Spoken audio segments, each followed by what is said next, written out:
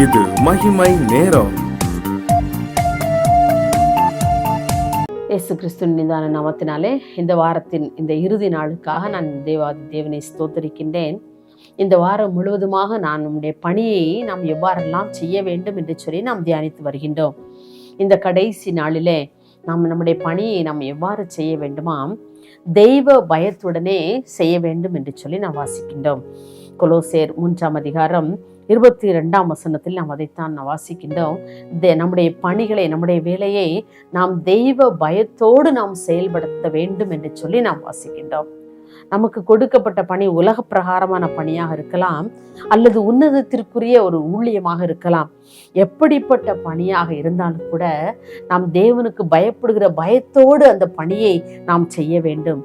ஏனென்றால் நம்முடைய அதிகாரிகள் நம்மை பார்க்கிறார் என்று சொல்லி அல்ல, மேலான ஒரு அதிகாரி நம்மை கண்காணித்து கொண்டே இருக்கிறார் என்கிற ஒரு பய உணர்வு நம்மிடத்துல இருக்க வேண்டும். அந்த பய பக்தியோடு கூடிய ஒரு பயம் கலந்த ஒரு உணர்வு நமக்குள் இருக்கும் என்று சொன்னால் நம்முடைய வாழ்க்கை ஆசீர்வதிக்கப்பட்ட வாழ்க்கையாக இருக்கும். நம்முடைய பணி ஒரு திருப்தியுள்ள ஒரு பணியாக நமக்கு காணப்படும். பாருங்க, வேதத்திலே நாம் பார்க்கிறோம், தெய்வ பயத்தோடு கூட ஒரு பணி செய்த ஒரு வாலிபனை குறித்து வாசிக்கின்றோம். நம்ம போத்திபாரின் வீட்டிலே அடிமையாகத்தான் வேலை செய்தான் இந்த யோசேப்பு. அடிமையாக தான் பிடித்து கொண்டு வரப்பட்டான். அடிமை வேலை தான் செய்தான். அவன் வீட்டுக்குள்ளே சென்று எல்லா வேலையும் அவன் தான் செய்யணும். பாருங்க, போத்திபார் வீட்டில் இருக்கிறதே கிடையாது. அவன் எல்லாத்தையும் அவனுடைய கரத்திலே பார்க்குறான். கொஞ்ச நாள் அவனை வேலைக்கு வச்சு பார்க்குறான். ரொம்ப உண்மையாக இருக்கிறான், ரொம்ப நேர்த்தியாக இருக்கிறான், உத்தமத்தோடு நடந்து கொள்றான். அப்போ என்னுடைய எல்லா இதுக்கும் அவனை அதிகாரியாக நான் வச்சுட்டு நான் போயிடுறேன்னு சொல்லி அவர் எங்கேயும் வீட்டிலே இருக்கிறது இல்லை. எல்லா வேலையும் ரொம்ப கவனமாக, ரொம்ப நேர்த்தியாய், ரொம்ப அழகா செய்து முடிச்சுட்டே வர்றான். இதை போத்திபாருடைய மனைவி கண்காணித்து கொண்டே இருக்கிறாள். பாருங்க, இந்த வாலிபன் ரொம்ப அழகா இருக்கிறான், என்னுடைய கணவன் என்னுடைய வீட்டில் அடிக்கடி இருக்கிறது இல்லைன்னு சொல்லி பாவத்திற்கு அவனை அழைக்கிறார். வேதத்தில் வாசிக்கிறோம், நித்தம் நித்தம் தன்னோடு பாவம் செய்ய வரும்படி இந்த யோசேப்பை அந்த போத்திபாருடைய மனைவி அழைக்கிறார். ஆனா அப்படி அழைக்கும் போது பாருங்க, அவனுடைய மனதில் என்ன இருந்திருக்கிறோம், இன்னைக்கு யாருமே இல்லை, இந்த வீட்டில் யாருமே இல்லை, இன்னைக்கு நானும் போத்திபாருடைய மனைவி தான் இருக்கிறோம். நம்ம பாவம் செய்துட்டோம்னு சொன்னா நிச்சயமா அவனுக்கு ஒரு நல்ல உயர்வு இருந்திருக்கலாம். அவள் தன்னுடைய கணவனிடத்துல சொல்லி, ரொம்ப நல்ல பையன், நல்ல ஒரு உயர்வை கொடுங்கன்னு சொல்லி சீக்கிரமா ஏதோ பதவி உயர்வு கொடுத்துருக்கலாம். ஆனா அதற்கெல்லாம் ஆசைப்படலை. அவனுடைய மனதில் என்ன இருந்தது, தெய்வ பயம் இருந்தது இல்லையா. என்னுடைய கடமைகளை செய்வதற்கு தேவன் என்னோடு கூட இருக்கிறார். நான் இந்த பாவத்தை செய்தேன்னு சொன்னா நான் தேவனுக்கு விரோதமான பாவம் செய்வது எப்படி, தேவன் என்னை கண்காணித்து கொண்டே இருக்கிறாரே, என்னை பார்த்து கொண்டே இருக்கிறாரே, நான் இந்த வீட்டில் அடிமையாக வேலை செய்தாலும் கூட எனக்கு வேலை செய்யும்படியான கிருபை அவர் கொடுத்திருக்கிறாரே, பலத்தை கொடுத்திருக்கிறாரே, நாம் இந்த பக்தி தெய்வ பயம் என்னில் இருக்கும் பொழுது நான் எப்படி பாவம் செய்ய முடியும். இன்னைக்கு நம்முடைய வாழ்க்கையில பாருங்க, எத்தனையோ முறைகள்ல அநேக நேரங்கள்ல நாம் தவறி போய் விடுகிறோம். நம்முடைய சூழ்நிலை நிமித்தமாக, மனிதனுடைய வார்த்தை நிமித்தமாக நாம் தவறி போய் விடுகிறோம் இல்லையா. அந்த தெய்வ பயம் நமக்குள் இல்லை. அந்த தெய்வத்தின் பயம் நமக்குள் இருக்கும் என்று சொன்னால் நாம் நம்முடைய பணியை சரியா செய்வோம். இந்த பணியிலே எந்த தவறான ஒரு முடிவுக்கும் நாம் வரமாட்டோம். தவறான பண பழக்க வழக்கங்களுக்கு நாம் அடிமையாகி போக மாட்டோம். நம்ம தவறான பணங்களை நாம் வாங்க மாட்டோம். இல்லை, லஞ்சம் நம்மளால் வாங்க முடியாது. இல்லை, மனிதர்களுக்கு தெரியாம சில பேர் சொல்லுவாங்க, டிராயில போட்டு போங்க அப்படின்னு சொல்லுவாங்க, கவர்ல வச்சு வாங்குறாங்க, யாருக்கும் தெரியாதுன்னு நினைக்கிறாங்க.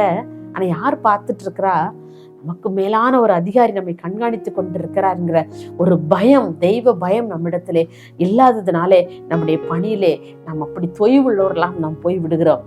ஆண்டவர் நம்மை ஆசீர்வதிக்க முடியாமல் போய் விடுகிறது. எனக்கு அன்பானவர்களே, தெய்வ பயம் நம்மில் இருக்கும் என்று சொன்னால் அன்றைக்கு யோசேப்பு போல அந்த பாவத்திற்கு உடன்படாமல் தேவனுக்கு பயந்து நடந்ததினாலே அவன் எகிப்தினுடைய அதிபதியாக மாற்றப்பட்டான் இல்லையா. தேவன் அவனை உயர்த்தினார். இன்னைக்கு உங்களுடைய வாழ்க்கையில கூட உங்களுடைய பணியிலே தெய்வ பயத்தோடு உங்களுடைய பணியை நீங்க செய்வீங்கன்னு சொன்னா நிச்சயமாக உங்களுடைய எதிர்காலம் ஒரு ஆசீர்வதிக்கப்பட்ட எதிர்காலமாக இருக்கும். அது மாத்திரமல்ல, இன்னும் நான் பார்க்கும்போது அந்த எகிப்தின் ராஜா அந்த நாட்டில் உள்ள மோசே வளர்ந்து வரும், மோசே பிறந்திருக்கின்ற அந்த சமயத்திலே எகிப்தின் ராஜா சொல்ற எல்லா 2 வயதுக்கு உட்பட்ட எல்லா ஆண் பிள்ளைகளையும் நீங்க என்ன செய்யுங்க, கொண்டு போடுங்கன்னு சொல்லுகிறார். அப்போ அந்த சிப்பிராள் பூவாள் என்கிற மருத்துவச்சிகளோட சொல்றாங்க, நீங்க டெலிவரி பார்க்க போகும்போது ஆண் பிள்ளைன்னா அங்க வச்சு என்ன செய்யுங்க, கொன்னுடுங்க அப்படின்னு சொல்றாங்க பாருங்க. ஆனா இந்த சிப்பிராள் பூவாளுங்கிற மருத்துவச்சிங்க தேவனுக்கு பயந்ததினாலே அப்படி செய்யல. அப்படி அவங்க ஆண் பிள்ளையெல்லாம் கொல்லாம உயிரோட அப்படி இறைச்சிட்டாங்க, விட்டுட்டாங்க பாருங்க. அவங்க ஆண்டோடைய வார்த்தைக்கு மாத்திரம் கீழ்ப்படிஞ்சாங்க, தேவனுக்கு மாத்திரம் பயந்து நடந்ததுனாலே நாம் யாத்திரையாகும் 1:17 இன்னும் யாத்திரையாகும் 1:20 பார்க்கிறோம், தேவன் அவர்களுக்கு நன்மை செய்தார். அன்றைக்கு யோசேப்பு ஆண்டவருக்கு பயந்து நடந்ததுனாலே எகிப்தின் அதிபதியாக மாற்றப்பட்டான். இந்த சிப்பிராள் பூவாள்ங்கிற மருத்துவச்சிகள் ஆண்டவருக்கு பயந்து நடந்ததுனாலே தேவன் அவர்களுக்கு நன்மை செய்தார். இன்னும் யாத்திரையாகும் 1:21 வாசிக்கிறோம், அவர்கள் குடும்பங்கள் தழைக்கும்படி செய்தார் என்று சொல்லி வாசிக்கிறோம். நம்முடைய குடும்பம் ஆசீர்வாதமாய் மாற வேண்டுமா, நம்ம எப்படிப்பட்ட தெய்வ பயத்தோடு நம்முடைய பணியை செய்ய வேண்டும். அப்படி செய்யும் பொழுது நம்முடைய குடும்பம் தழைப்பதற்கு ஆண்டவர் உதவி செய்வார். ஆண்டவர் நமக்கு நன்மை செய்ய வேண்டுமா, நாம் நம்முடைய பணியை கடவுளுக்கு பயந்து செய்யும் பொழுது நம்முடைய பணியை கர்த்தர் ஆசீர்வதித்து தருவார். இவர்களுடைய வாழ்க்கையிலே பெற்ற ஆசீர்வாதங்கள், யோசேப்பின் வாழ்க்கையை ஆசீர்வதித்த தேவன், சிப்பிராள் பூவாளுடைய குடும்பங்களை ஆசீர்வதித்த தேவன் இன்றைக்கு நம்மையும் நம்முடைய குடும்பங்களையும் அவர் ஆசீர்வதிக்க எவ்வளவு நேரமாகும்? நம்ம நிச்சயமாக ஆண்டவருக்கு பயந்து நம்முடைய பணியை நாம் செவ்வனே செய்வோம் என்று சொன்னால் நம்முடைய வாழ்க்கை கூட ஆண்டவர் ஆசீர்வதிக்க வல்லவராக இருக்கின்றார். ஒருவேளை நாம் ஊழியத்தின் பாதையில நம்ம சென்று கொண்டிருக்கலாம். அந்த ஊழியத்தின் பாதையில் நாம் எவ்வாறு செயல்படுகிறோம்? ஆண்டவருக்கு பிரியமாய் நடந்து கொள்கிறோமா? ஊழியத்தை நாம் செவ்வனே நிறைவேற்றுகிறோமா? அல்லது கண் துடைப்பிற்காக மனிதர்கள் பார்க்க வேண்டும் என்று சொல்லி நாம் ஊழியத்தை நிறைவேற்றுகிறோமா? எப்படிப்பட்ட ஊழியமாக இருந்தாலும் சரி, உலக பிரகாரமான பணியாக இருந்தாலும் சரி, உன்னதத்தின் ஊழியமாக இருந்தாலும் சரி, நாம் தெய்வ பயத்தோடு என்னை காண்கிறவர் ஒருவர் இருக்கின்றார். இன்றைக்கு ஆகார் சொன்னார், என்னை காண்கிறவரை நானும் கண்டேன் என்று சொல்லி நம்மை கண்காணித்து கொண்டே இருக்கிறார்.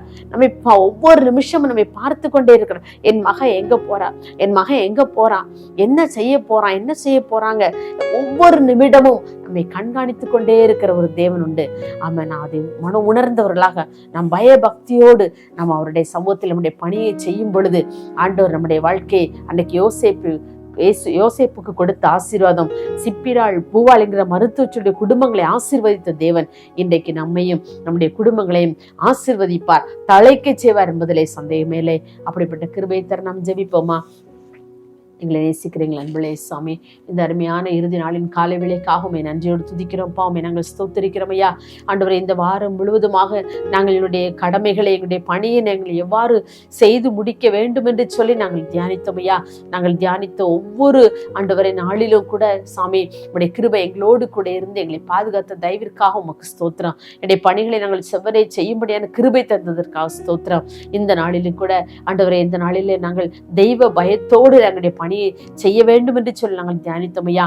எங்களை காண்கிறவர் ஒருவர் இருக்கிறார், எங்களை கண்காணித்து கொண்டே இருக்கிறார் என்று சொல்கிற உணர்வோடு அந்த தெய்வ பயத்தோடு எங்களுடைய பணிகளை நாங்கள் செய்வதற்கு ஏற்ற கிருபையை கர்த்தர் தரும்படியாய் ஜெபிக்கிறோம் ஐயா.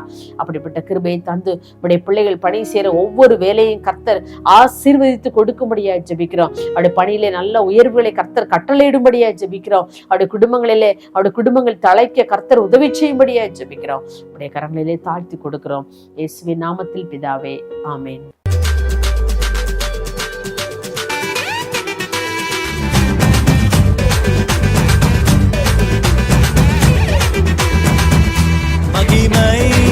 மகிமை